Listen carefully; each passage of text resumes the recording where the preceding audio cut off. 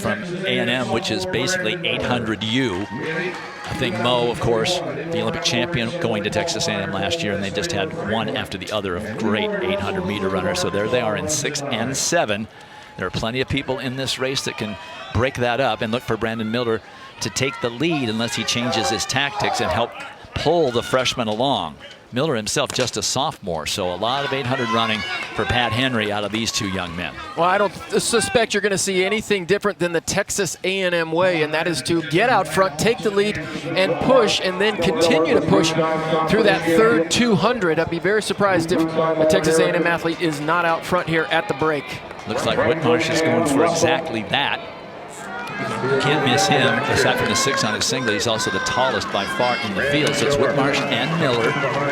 Christopher Conrad of Missouri is right there as well. 25-2 for the first 200.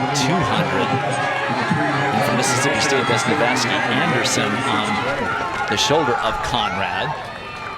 Let's see what kind of pace we get out of the first 400. Miller likes it to be quick. I would think something around 51, perhaps.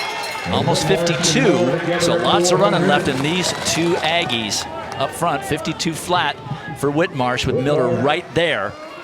Now let's see how the seniority works down in College Station. Is it the freshman or the sophomore? I was going to say, this is the toughest part of the race here, is this third 200. This is where you break the men from the boys, and both Aggies are pushing hard. Watch Brandon Miller. He's in great position right on the shoulder of Whitmarsh. Going to make anybody who passes him have to go way out to lane 2. Whitmarsh has done all the work so far. Navasky Anderson looks like he's in a good position to make a move if he needs to. It's Aggies up front. Anderson's going to have to go wide if he wants to challenge. It's still Whitmarsh. He's gone from the front.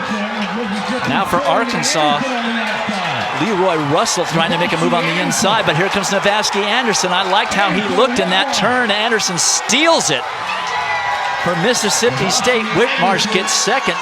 Miller faded over the last 150, not what we normally see out of him.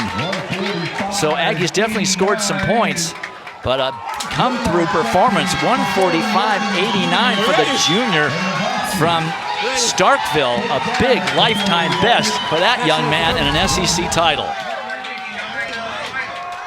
Well, Sam, Whitmarsh did all the hard work up front, and then on the outside in lane 2, Navasky Anderson decides to make a move. The youngster, just a junior from Kingston, Jamaica, and Whitmarsh fought him all the way to the end, but before today, 146.51 was his personal best. He almost breaks his personal record by a second. This will definitely move him up on the D1 list, but really gutsy running by those two up front. Number 4 on the NCAA list this year. Brandon Miller looks like he faded as far back as 6th.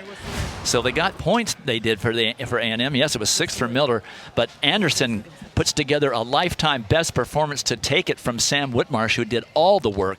Clayborn Pender for Georgia ended up being 3rd, and Baylor Franklin, the hometown favorite, was 4th. And the winner is downstairs with John. Thought you were going to throw it to the Andersons, Dwight. Maybe next time as we go through here.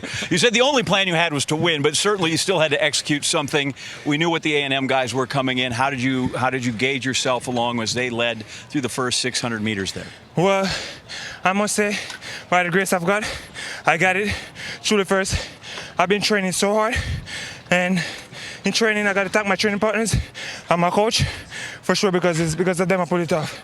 Because I came out here really determined, with no fear, and I did what I came to do, and that was to win.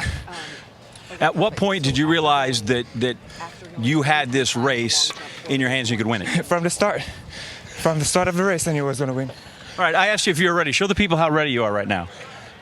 He's ready, guys, if you want to go. Outstanding. I love that. Love that confidence. Navasky Anderson, a lifetime best to win the SEC title. A&M still scored points, but that's got to be considered an upset.